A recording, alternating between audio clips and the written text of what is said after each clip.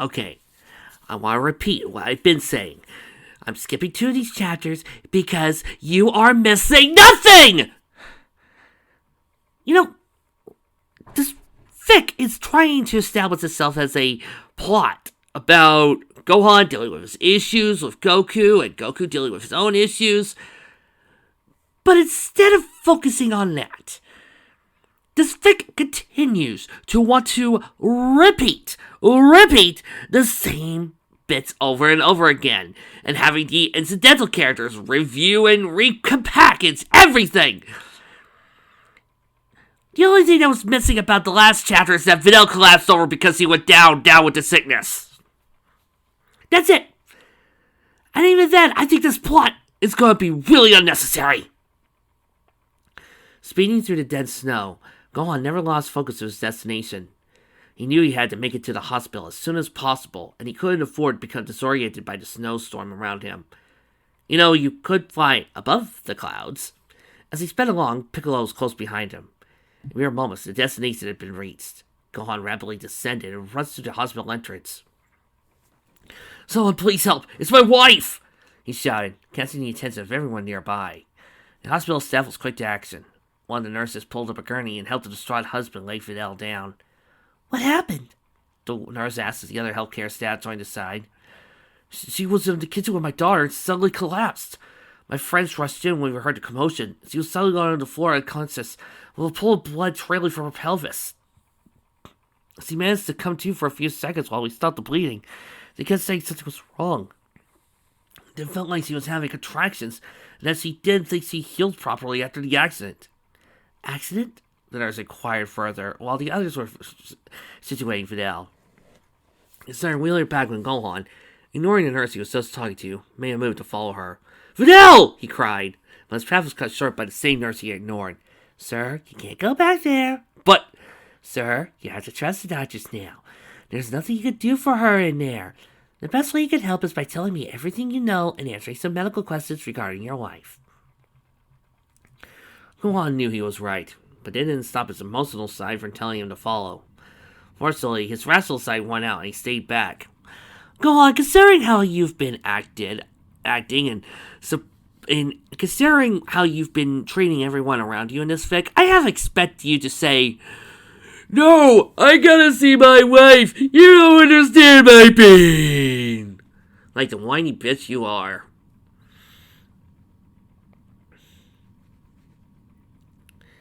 "Yes," he replied. 5 months ago, she was in an accident.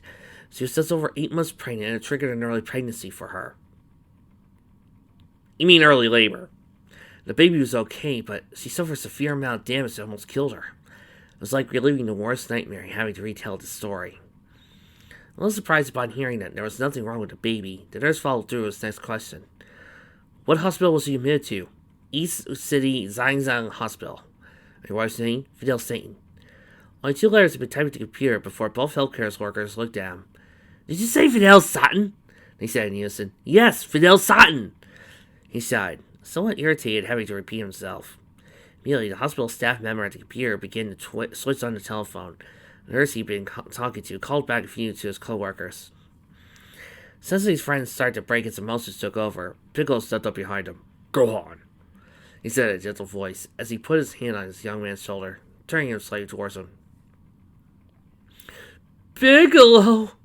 Gohan muttered as his eyes filled with tears. His head was soon buried in making his chest as he began to sob. "Why is this happening?" "Well, you see, this I can be okay with him crying like a bitch." "Oh no." "Because I think this writer wants to hammer in a poorly executed plot point." Piccolo responded as he held him close, comforting him. Something he knew he needed right now. Gohan reached the breaking point. Piccolo looked at the nurse. "Is there anything else you need?" He shook his head. "No, we can access all our files from the computer. You two can have a seat if you want. We'll keep you updated as things progress." Considering this a good idea, given the devastating emotional state, he led him to the seating area where Gohan was finally able to relax his body. As for his mind, the only thing Piccolo could do was continue to comfort the distressed husband. 20 minutes passed, but it felt like hours as the two waited for the news. Finally, Gohan heard his name being shouted across the room by a doctor. Holding upright, he darted towards the man, Piccolo behind him. Yes, that's me. How's my wife? Have you found out what's wrong? Son Gohan, my name is Dr. Horikawa. I'm the chief of emergency medicine here in North City, Wujiang Hospital. We have identified the problem with your wife. And? Your wife has had a bacterial infection that was infected in her fallopian tubes and has already spread to her ovaries, as well as part of her uterus. I'm not going to lie to you, this is a very serious condition, which is why she's currently being prepped for surgery. Surgery? Gohan screamed. What for? If it's a bacterial infection, should it be given antibiotics? Normal under circumstances, yes, but this type of bacteria is rather rare. In fact, we believe she contracted in her accident, as that was the only time she had been exposed to something like this.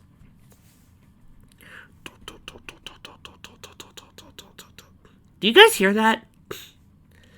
Gohan cut him off. That was 5 months ago, and the doctor said they cleaned up all her wounds. They also provided her treatment for anything else that may have gotten into her system. She wasn't released until they ran test after test to confirm she was alright. There it is again! I understand. The doctor was trying to approach this as delicately as possible. Well, this type of bacteria is very resistant to antibiotics. It is likely they didn't come up on any test they ran because, in addition to its rarity, it can also remain dormant in someone's system, thus affecting the results. I have no doubt that the medical staff at East Zhangzhou Hospital did what they could to care for your wife. This is simply something they couldn't have had on their radar, given the rarity of the bacteria. Go on, come again. But why? After 5 months! He was trying to understand everything. There's that sound again! One other attribute of this bacteria strain is that certain hormones can trigger it to become active. That is to leave its dormant state to become pathogenic. One of those hormones is directly involved with starting the menstrual cycle. Gohan rested his elbows on a nearby counter as he buried his hands in his head. Damn it! Mr. Son. He looked back to the doctor. She's been complaining about these past few days about some pain associated with menstrual cramps. But when I asked her if she thought she needed to go to the hospital, she dismissed the idea, saying it was more painful than it is normally because of having the baby. I should have known better. Excuse me 1 second.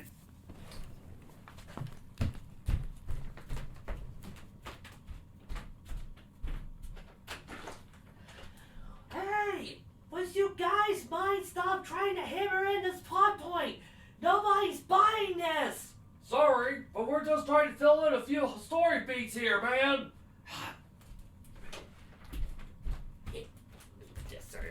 Trying to do some work around here. Can you believe that, guys? They're trying to hammer in this plot point, but it's going nowhere.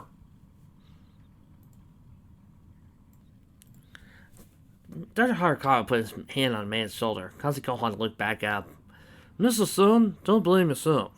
There's no way you could have known. Even if you had brought her to the hospital, they wouldn't have known what was wrong with her either. Based on those symptoms alone, she would have been given some extra strength aspirin and went home. Suddenly his pager went off, reading the message. He announced that he was going back to the OR. Please understand that now we are doing what we can working with to help you alive. Only this surgery. Gohan stood back up, feeling more agitated at the situation. What surgery? You haven't told me what they are doing. The doctor had previously tried to explain this, but being kept off with more questions. Still, he couldn't blame the husband. All this was a lot to process. What's made the news of the surgery even harder to deliver.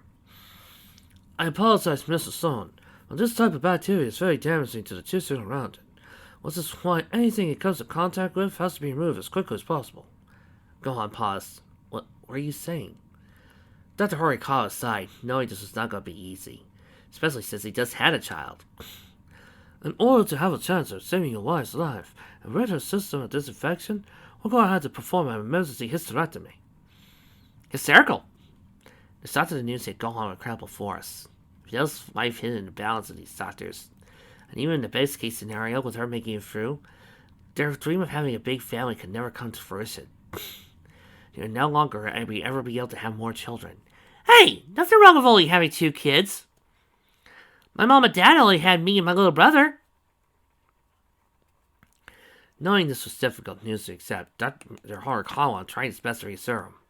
I'm sorry to have to deliver this news, but it's our only course of action. Rest assured that we will have our best nurses with us during the operation. His pager beat again, and glancing down at the message, he faced his distraught husband once more. I'm sorry, but I'm going to have to leave now. We'll be doing everything we can for your wife, Mrs. Song. He didn't rush off.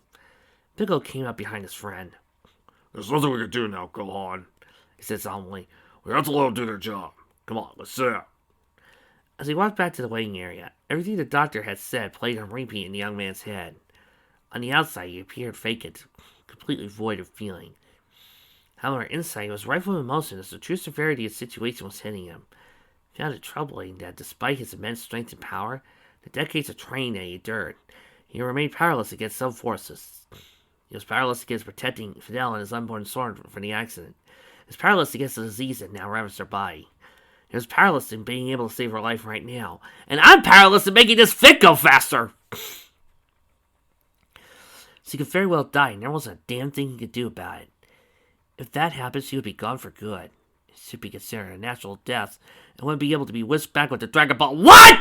It would be considered a natural death, as he wouldn't be able to be whisked back with the Dragon... Although he still questioned it.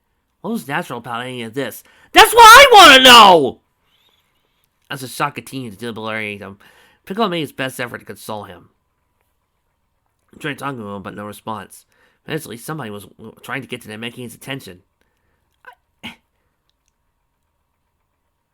What?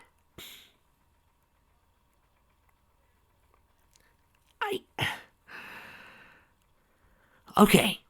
I'm going to have to repeat my previous problem with this.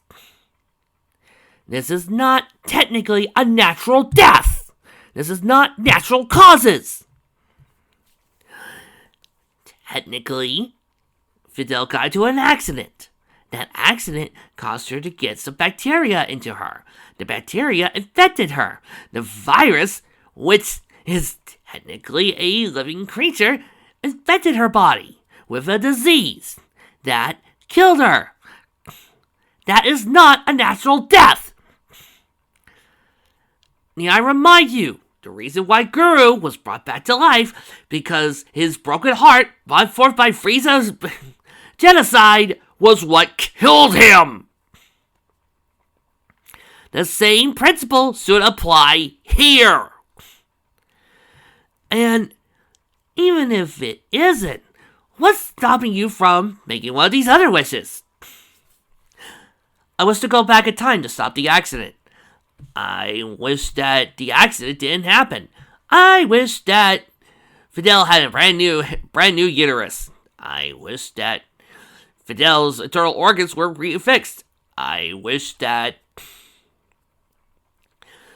I could go back in time and alert Fidel to go to another city. I wish that Fidel would go to a different city. I wish that certain circumstances happened, but it still kept it to this timeline. Do you see my problem here? Or, I wish Bulma would think of a cure in less than 5 seconds. There's so many different ways you could solve this with the Dragon Balls! I feel like this is trying to go, no, it's a natural death. This doesn't work. You can't do it. Again, see my previous comment about those stupid assholes jackhammering this plot point in. This is forced drama, and I hate it. This is trying to make us go, oh. But to people like me who are thinking that this makes no sense, I'm going, ah! Get on with it. Piccolo. Tien! Namekian stood up to greet him. I thought I would come here. What's happened? Everyone's still pretty shook up at the house. Have you guys heard anything?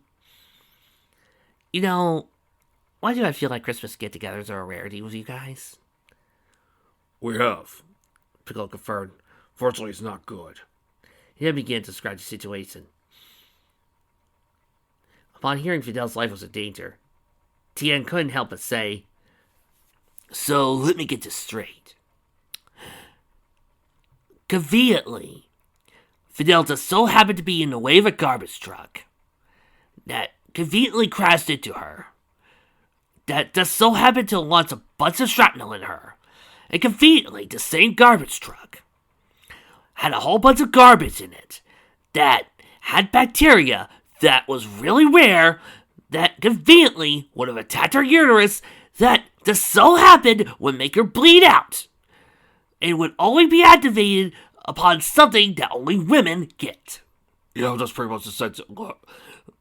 Do you gist of it? You know what? No. I'm done. I'm not reading the rest of this dialogue. I'm out. Pam was growing impatient. They flew to the North City Whiteout Hospital. That's where Tien took off to. We should go there. We don't know where we're going, Jiaxu explained. That's why Tien left. Let's just wait until he gets back and see what he says. But why wait? My mom's there. Something's wrong. We should be at the hospital by now. Jiaxu, Yamcha, and Poor looked at each other. They didn't know how to answer her. Eventually, Yamcha tried. It sounds just said, we don't know what's going on. We don't want to overwhelm and distract anyone. Distract? I'm her daughter. Yamcha winced. Distracted been the wrong word. Of course not. What I meant was... Just cut short, he had made his way to the front door. I'm out. No. I'm done. There's just way too many coincidences. I'm gone. It didn't take long for people to arrive at the hospital. Within 30 minutes of Tien leaving, Mr. Satan and Waste of Space joined Gohan and Piccolo, being that they were the closest at the time Yamcha had contacted them. As soon as he spoke with one of the doctors, can't Boo heal people? Mr. Satan broke down in tears. It was like Gohan, he was relieving something that would never again experience. The only difference was that he did not slip into a state of complete shock. But then again, he did not have the trauma to carry Videl to the hospital. By the time Chi-Chi and Goten arrived, Gohan had begun to withdraw from his shocked state. Eventually, he soaked up the energy to stand up and walk around. After a few minutes, his brother helped him to the washroom to clean himself up. Turning on the faucet, there's a you there. He grabbed some soap and began to lather his hands, now caked in dried blood carrying his wife. Watching the blood mixed with the water swirled down the drain did not alleviate any feelings of despair he was experiencing. It did serve him a constant reminder of why they were there. Goten noticed his brother's blood-stained shirt, took off his own sweater. Here, he said, do that shirt, take this. For the first time since his whole ordeal Gohan smiled. His brother's kindness reminded him that he wasn't alone in this. He discarded his shirt, cleaning off any excess blood that had seeped into his chest. He took his brother's sweater. Thanks, he said softly. As the two exited the washroom, Gohan heard someone call out for him. Daddy! Punch on! After a few moments, he spoke up. What's going on? Is Mom okay? Gohan sighed. So very good to pretend everything was okay. As he walked back to join the rest of the family, he told her what they knew. Minutes turned to hours, which felt like days, as everyone waited on news for the Videl. There was no doubt the operation was taking a long time because of the conditions he was in. The doctors informed Gohan that the bacteria had damaged part of her body, but now he was beginning to wonder how bad it really was. The simple thought of it came to his stomach. Why not just say cancer? I mean, that would be so much easier, rather than letting all this bullcrap happen. Gohan, Chi-Chi joked gently as he stood up from her seat. Prying his gaze away from the beautiful scene before him, he turned to the cold, dim hallway of the hospital. Dr. Horikawa was coming towards him, dressed in his scrubs, clearly exhausted. But Gohan couldn't get a real expression. Mr. Son? He spoke in a monotone voice. This is it. The moment of truth, and all on the line. Gohan already knew after today, no more distance to his family. Well, I mean, you could always adopt, but he prayed that none would be taken away. As the last glimmer of light disappeared from the room, he held his breath for news. Night had fallen. So Videl's fine, but I'm going to hit another chapter's second half because there's something I want to touch upon. Gohan Leslie made his way down to the hospital corridors. Mr. Satan was right. It was best that he go home with his children. They needed him, and he needed them. He'd see Videl early tomorrow morning. Right now, he needed to regain his strength to recruit for the day. Seriously, he had been so drained that by the time he was close to the lobby, he felt like he was dragging his feet. As he approached the corner, the two voices stopped him in his tracks. So, nobody knows in the village knows where they are? No! Apparently they went to the canyons around the area for some training, and they were gone for a few days.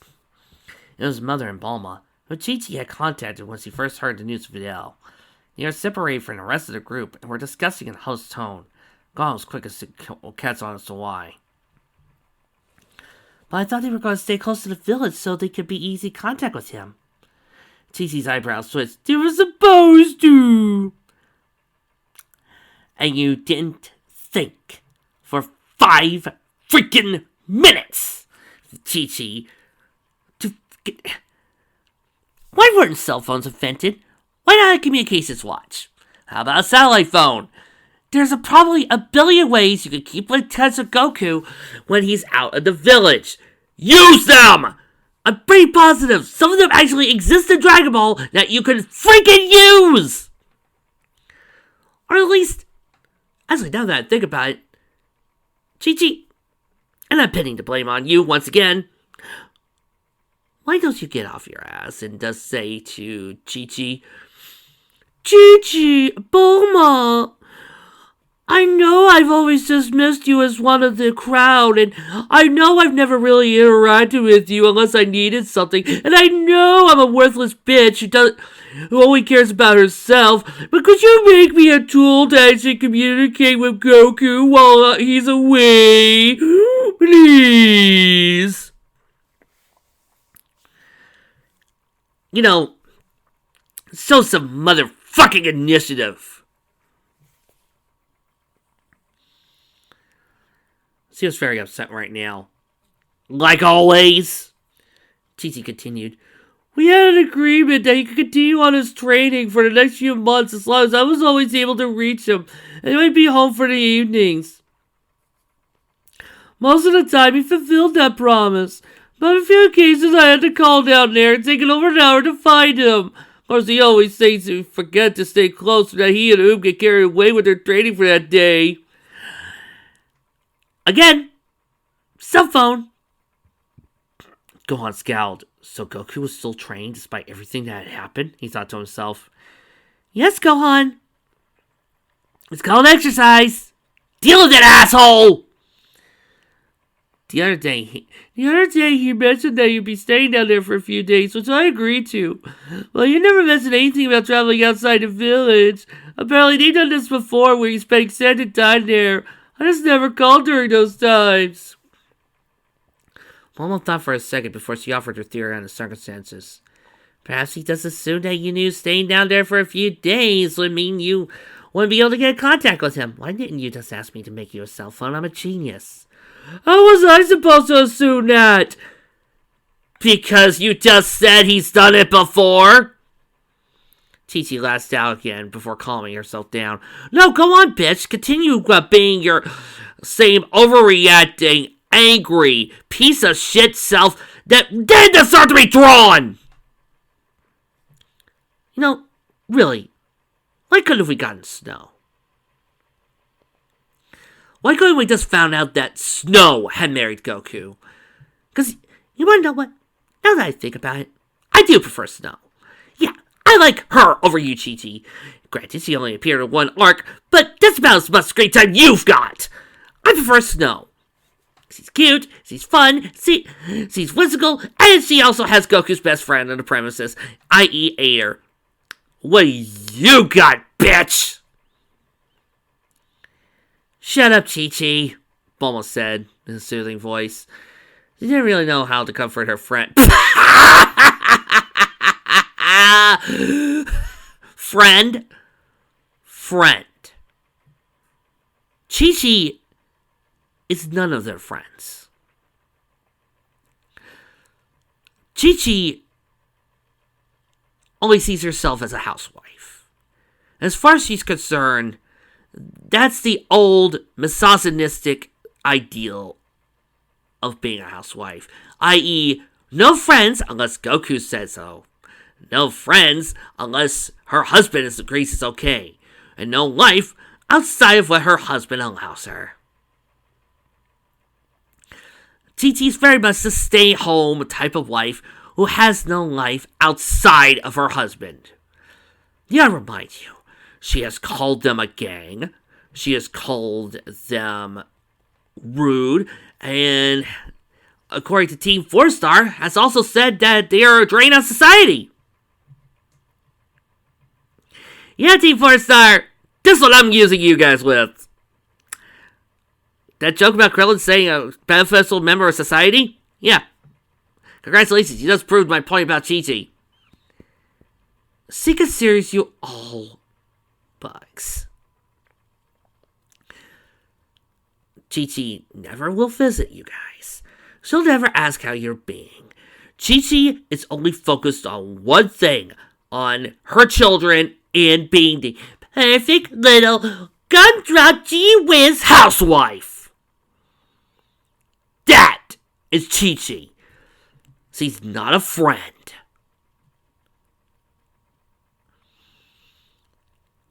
And, once again, she's lazy. So no, she doesn't deserve the emotional support. After chatting for another minute on this topic, the two wrapped up their conversation before joining the rest of the group. So as not to draw attention and suspicion that he heard everything, Gohan kept back for a few moments before rounding the corner to greet everyone. Alright, Pan, ready to go home? Pan rubbed her eyes and nodded drearily. I thought you were staying here, Goten commented. Mr. Satin said he would stay with her tonight. He told me to go home with the kids and get some rest. Ah, orders for the champ, Chiaotzu chuckled, trying to lighten the mood. Gohan lightly laughed back. Ha, yep. We'll come home with you, Chi-Chi proclaimed, standing up with her grandson in her arms. Goten agreed with his mother, so he wouldn't be alone. Who says he was going to be alone? Piccolo stood up, showing he planned on staying with Gohan and help in any way he could. With high staff open, Gohan smiled. Thank you. He then turned towards the rest of the crew. Crew? Vic, you amaze me with what you think about the Z-Warriors. Thank you everyone for your support. When I come in tomorrow, I'll call you with the update. What do you mean? We'll be here too. Huh? Gohan questioned. Once again, not acting on as quickly as he exhausted his state. Yasuo spoke up. Bulma booked a new Imperial Hotel for tonight. Laura and I stayed with Tien and Chiaotzu. We didn't think you'd leave here alone, did you? But it's already settled, Bulma put her foot down. This is what we're here for. To help in times of need. Oh my god. It was a feeling for him. There's also persistence of having a group of loving friends and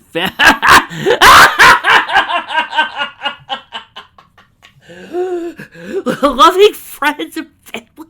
Loving friends and family. Go on. And these schmucks were as loving friends as you thought they were. They would have known about you being born. They would have visited you more often. They would have gotten off their asses and actually flown to you during those 7 years of training. Chi-Chi, if she was loving to you, would actually have been more supportive of your training. Actually, she would have been more supportive of you in general. Because, I remind you guys, Gohan was 4 when he started off being this scholar. It wasn't his choice. I want you to remember the dialogue from Dragon Ball Z. Here's from Fizz translated manga. Chi-Chi won't let Gohan train at all. She says cause the world's normal and all peaceful now, there's no reason to start learning how to fight. See? Right there. Chi-Chi chose Gohan's path. Gohan didn't choose this because he didn't like to fight. Chi-Chi forced this on him. Because the world's peaceful. If you guys were as loving friends as this fic tries to claim, as it tries to say you all are, then you wouldn't have to arrange special get-togethers. Or, Bulma wouldn't have to say, we haven't seen you in 5 years. Hell, I'm surprised Super happened, or Battle of the Gods happened, where Bulma invited everybody for a birthday party. I'm surprised they all came together. That's why I'm surprised Toriyama remembered that that's what friends do. I'm also surprised Toriyama remembered the rest of them, but that's why I love Battle of the Gods. Also, I'm surprised Goku actually remembered he had friends for the Tournament of Power. That's how little friends you are. Need I remind you, Krillin has stated that the only reason you guys are together is to fight a strong opponent. That's the only thing keeping you together. So, no, you're not a group of loving friends and family. You're just acquaintances that just so happens to fight once in a while together. So, stop trying to go with the was contrasting with the absent father he had just heard more news about bullshit and ram it up your rear, Vic!